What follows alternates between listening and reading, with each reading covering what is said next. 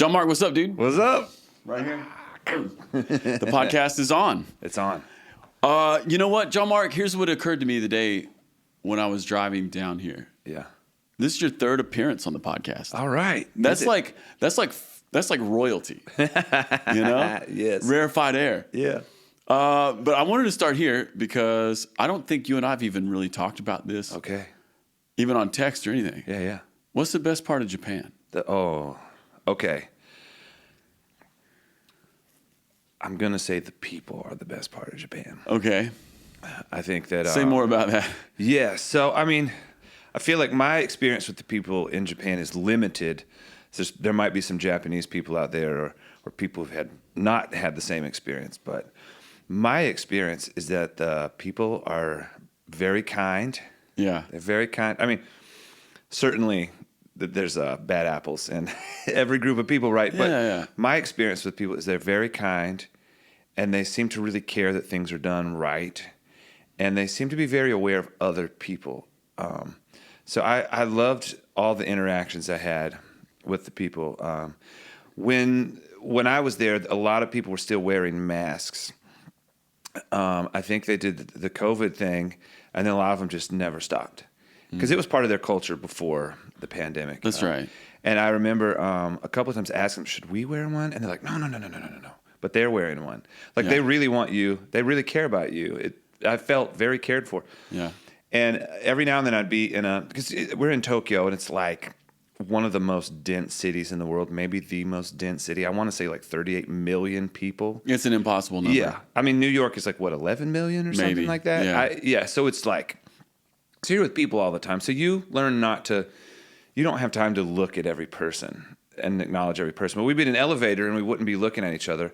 And I would look over and I'd say, konnichiwa. And they would smile so big I could see it through their mask. I was like, I just loved all the interactions I had with people. That would be my number one. I think I like the way, I mean, I'm such an outsider. So like, I feel like I'm such an outsider. I'm making, a lot of my observations may not even be correct, but I love how Tokyo is like I said, one of the biggest cities in the world, and you hardly will see a piece of trash. You know, there's detail everywhere. You just feel the people in the city. Someone has marked and made something. You see the humanity in so much of the architecture, and like the manholes have little people drawn on it. I mean, like you feel the people. To me, I feel the people in all parts of the city. So that was my experience. And it occurs to me, and I haven't been, right? Like, this is just conjecture. But it feels like it's probably one of those places in the world where you go and you really feel like an outsider. Yeah. Whereas, like, if I go to England, I feel like an outsider, but we still speak the language. Yeah. We have a lot of the same, Western mindsets. But you go to Tokyo and you've gone to a different place. Yeah. Which is it's got to be a great thing. I love it. I love that about it. I think they realize you're an outsider, and they give you a lot of grace. It may be more difficult to be a Japanese person in Japan than it is to be an outsider. I think they see me as a 6'4" hairy cartoon. Yeah. And they're like, oh, this idiot. Poor guy. Yeah, that's right. So they're so nice to me because I think they just like, he doesn't have a chance. That's right. Right. But yeah, you feel, I love that feeling. I mean, there's a good way to be an outsider, then there's a bad way to be an outsider. There's an outsider when you don't feel accepted, but it's fun when you go into a place and be like, everything is different. I learned so much because I'm coming from a totally different context. And you're just like, oh, people don't, it's not that people think differently. It's like people don't all start where I start. And so it's not that they're thinking so differently. They're actually maybe coming from a totally different place than I am in the way that I think. Like, one thing that's very rude in Japan is to walk with food. Like, walking with food is very rude. And you learn all these things. And I think we don't realize how many of those things we have too, that people from outside might come to the United States or the South, and certain things that are rude. Like, if we had never had them, we would, it would seem odd to us too. But I've heard that the reason it's rude to walk with food is because they don't want to be the one who bumps into you and makes you spill your food. They don't want to bump into you and make you spill your coffee. So let's just not have that moment. Exactly. So let's not have that moment. So that's why it's rude to walk with food, because you might make someone bump into you and spill your food, and they'll feel bad that they spilt your food. That is so not American. Yeah, that's so not American. Yeah, that's an honor shame culture, and we just don't have that. Or let me put it that our honor shame lines are not built the same way. No, not at all. All right, number 2. Yes. What's deep magic? Deep magic. It's like 3 or 4 things. Start anywhere you want. Yeah. Okay. Where do we want to start? So deep magic is one. I think for me, deep magic. Well, first of all, it's a metaphor. Mm-hmm. It's a metaphor to talk about God. I think that some people in a little bit of the Christian context get a little bit weird when you talk about magic, but I feel like I get a pass because I'm quoting C.S. Lewis. Right. It's deep magic, right? And you quote a dead theologian and you're gold, right? Yeah, you're fine. Yeah. But so it's a number of things, but one thing deep magic is for me is I feel like maybe my life early on was built on a shallow magic, right? And magic is all the things that make things matter. Magic is meaning. It's the thing behind the thing that makes matter, right? And I feel like there was like a surface magic.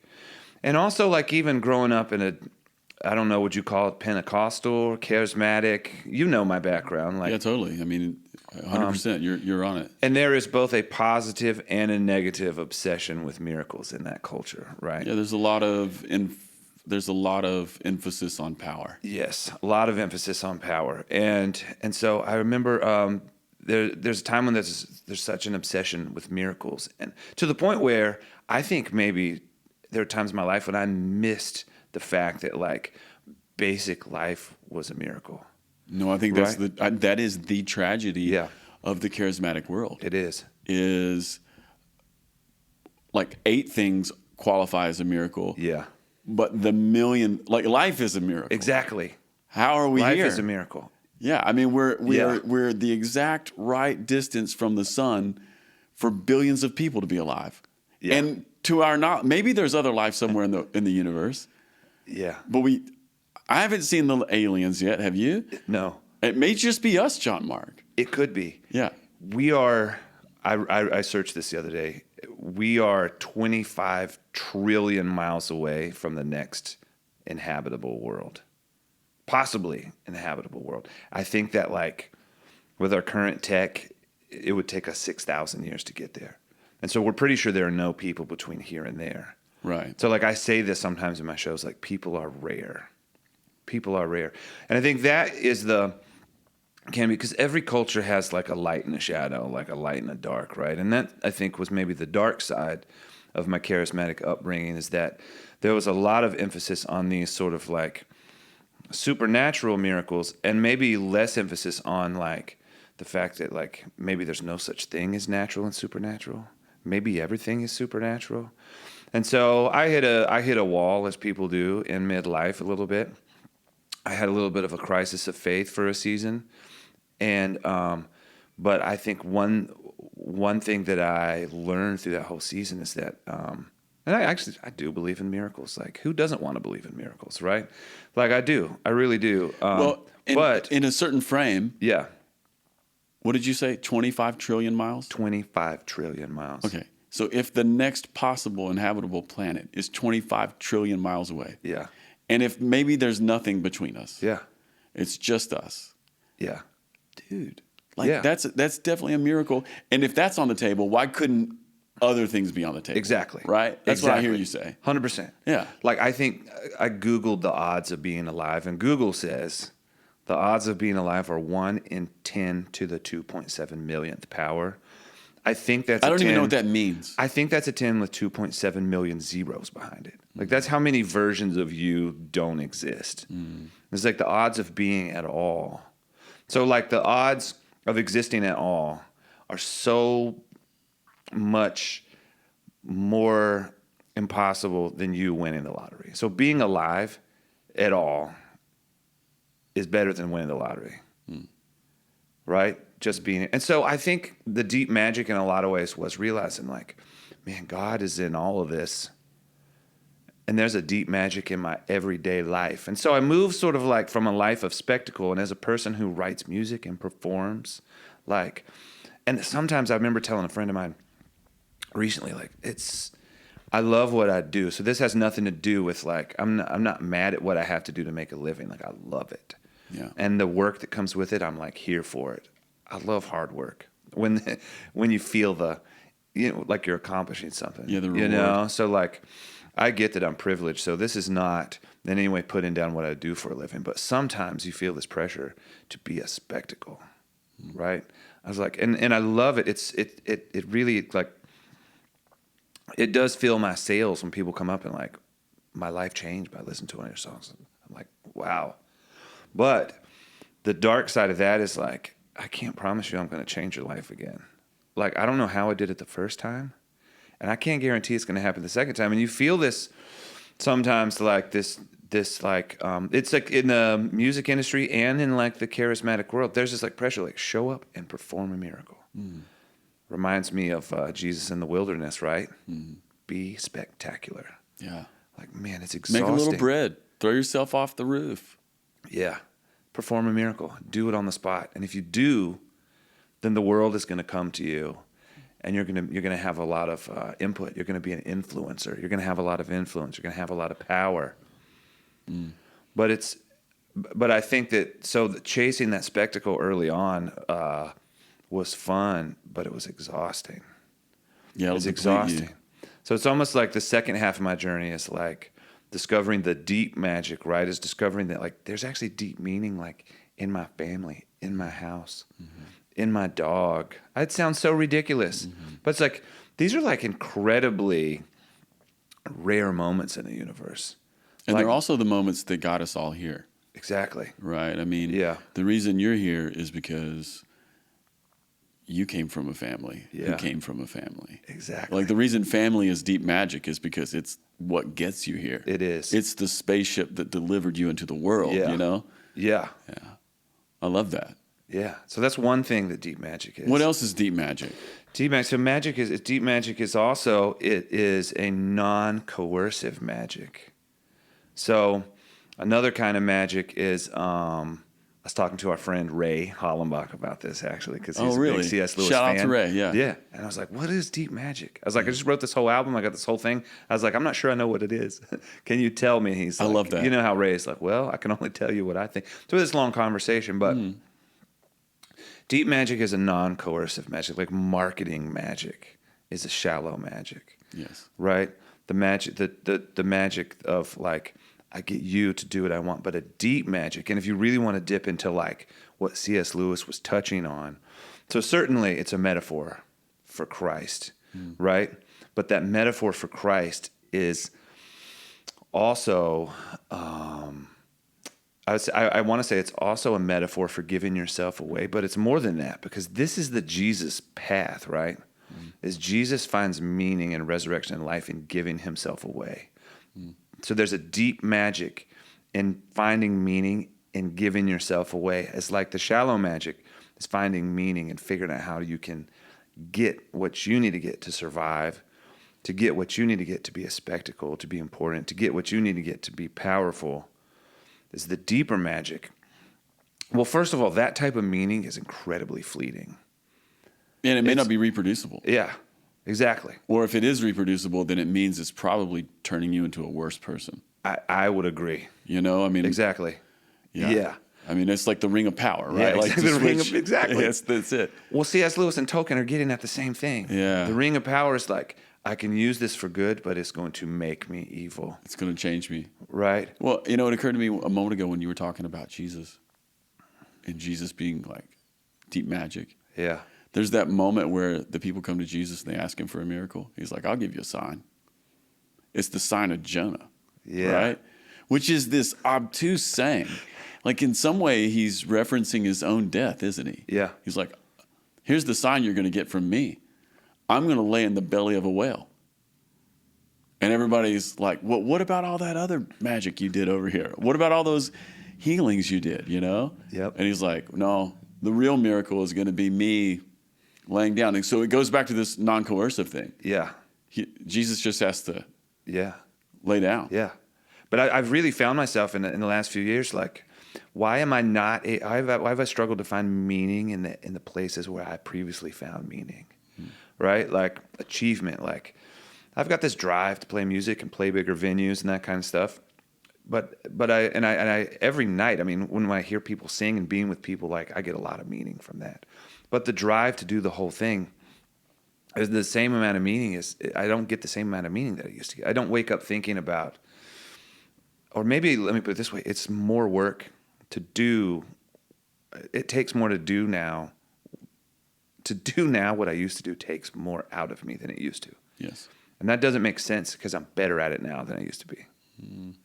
And I realized, and some of it is as you're growing up, it's like you don't always know your motives. I don't know who I am. You're discovering yourself. And so it's always mixed motives. But there's probably part of me that was doing it for me. And at a point, the meaning isn't there anymore. But like in the last couple of years, it's sort of switched where I realized I actually get so much more meaning when I give myself away. So writing a song is not a thing to make me important anymore. I don't get the spark out of that, the life out of that. It's like being able to give myself away all of a sudden has so much more meaning. I can get out of bed and do that. Because it's for other people. We'll say more about that, especially in the context of writing songs, because you still write songs. Absolutely. So it has just the frame changed, or the end goal? I think the frame has changed. I do, it is a little bit complicated because when I'm writing the song, I'm often not thinking about other people. Right. And this is the Rick Rubin thing where ignore the audience in service of the audience. Because the people you're writing for don't want to think you sat down and wrote a song for them. They want to think that you sat down and wrote something really meaningful and that they get a window in. But for me, the writing is similar, but it's like what I do with the song. I have more meaning in what I do with it now. And I think that subconsciously works its way into the writing as well. And I don't know that you're ever 100% not thinking about your audience. It's just like if you're composing something for a piano, you're going to compose it different for a guitar. So if you know your audience, you're automatically, they place a subconscious demand on you that draws something out of you. And I think that's a good thing. But I think in the moment, you're not consciously thinking, I need to write this song for this person. Yeah, and by the way, who could hold all that in their heads anyway? Right? Nobody can. Yeah.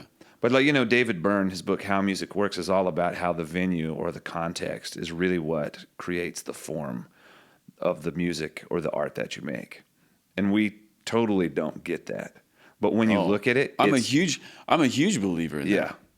I mean, that's just the truth. Yeah. I mean, so many of the songs that I'm connected to, either that I've written or that I'm connected to by friendship or what have you, you can draw the line from that person or that song to the community, and maybe even the room and the architecture and the space that it was put into. I mean, 100%. There's a reason why Hillsong is all arena worship. Yeah. Because they're playing arenas. Because they play arenas, bro. Yeah. Even with bands like Coldplay, that's an easy example. You see the chords change as the venues get bigger. Yeah. But that's one thing that's really interesting about music is we tend to think of art as being like this solitary, person on an island type thing. They're on the secret island and they find the secret thing and then they introduce it to the masses. But I think it couldn't be further from that. I think that it flows from your connection to a place, your connection to people, your connection to maybe even your ancestors. Like even as a singer, I have a lower voice. And as I get older, I pitch the songs lower. It's like, so who I am, even my genetics plays into how I write the songs. Yeah, it's going to change your melodic choices. Yeah, exactly. Yeah, 100%. And it is. It's like, I could force it in other directions. I don't think David Byrne is saying that you can't ever do something else, but he's like, over time, something works really well because it fits the place well. Other people see that and they copy it. Yeah, they resonate. And then if it stops working because the place changes, then someone does it differently and everyone copies them. You see it, Spotify has already done this, right? Because the Spotify algorithm, because of the way people listen to music now, intros are shorter or sometimes non-existent at all. Like that vocal comes in right away. Their songs are shorter and shorter and shorter because that's how people are listening. Their attention spans are shorter and shorter. And it's also disconnected from a record. Exactly. Yeah. I mean, I've talked to these people who work at these streaming platforms, and Spotify wants something new from you every 28 days. Yeah. Because that's what your audience wants. Yeah. Which, that changes everything, doesn't it? It does. It has an impact on the way you make it, for sure. Mm-hmm. Yeah. Yeah. And just a few years ago, like a few decades ago, you would make a record, and the record was a record because that's all the information that could fit on that vinyl. Exactly. Well, even like I was talking to a guy who owns a company that presses records, and he was talking about how when you're mastering for a record, you have to, as the needle gets closer to the inside of the circle, it's moving faster. So the music, I think, actually slows down as it gets closer because it's moving faster. And they used to put loud songs at the front and quiet songs towards the inside because the loud songs would distort on the inside. And so now, so remember listening to CDs, you'd always hear it like start big, then get smaller, and then you have like the second half would start loud. And I just thought, that's just the way you do it. But it's not. It's the technology is leaning onto the art, and the art is conforming to fit the technology. And it always does. And we think about it the other way around. Yeah. But I think it's beautiful because when you think about community and you think about people and the way that like really, so I guess when I'm writing songs, it's not just me. It's like this cloud of witnesses, right? Yeah. It's like all these humans I've come into contact with, they're subconsciously leaning onto the form of what I'm making. And when you create this thing, it's never just you. All right. So let me ask you another question, because I think this is still in that conversation of deep magic.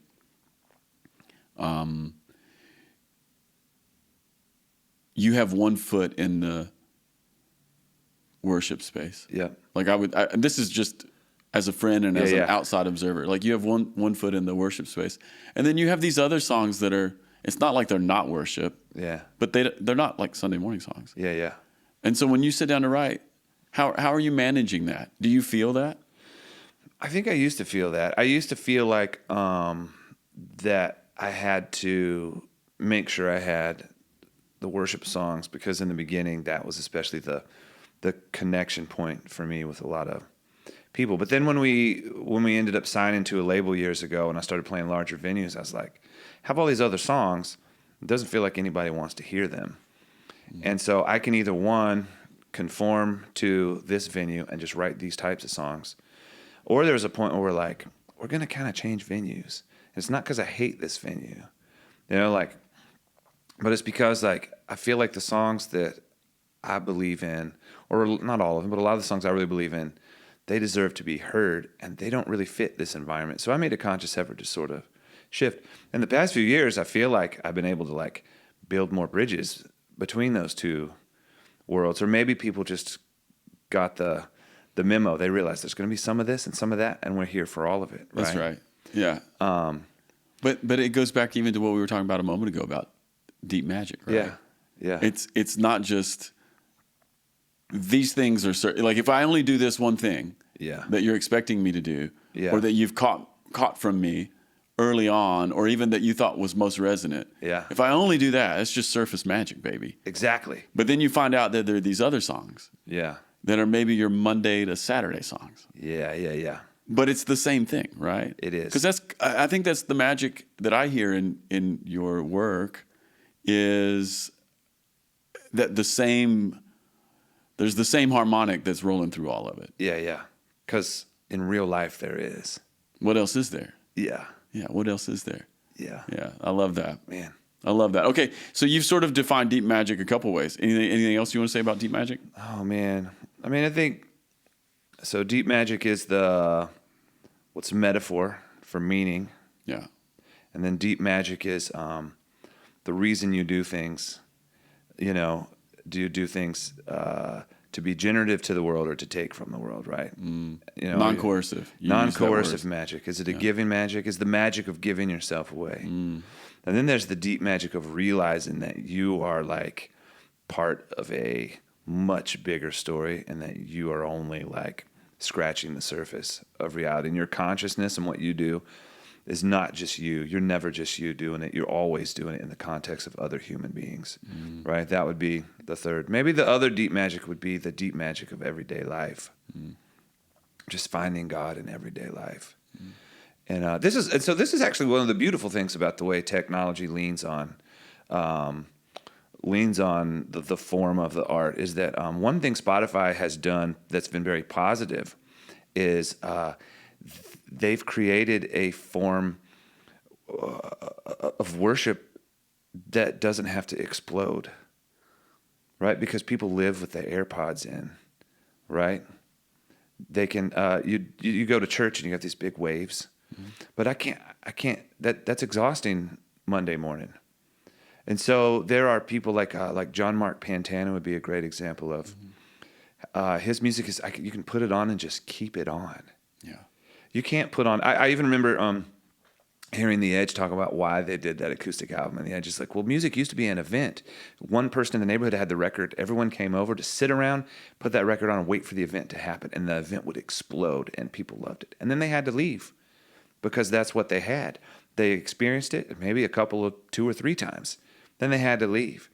He's like, and even The Edge, I mean, he's talking about his own band. He's like, we obviously love what we do. You come to a concert. He's like, but I don't know that you can sit around all day with Bono screaming in your face all day long. He's like, you're living with it. Yeah. And so like they're creating music you can live with.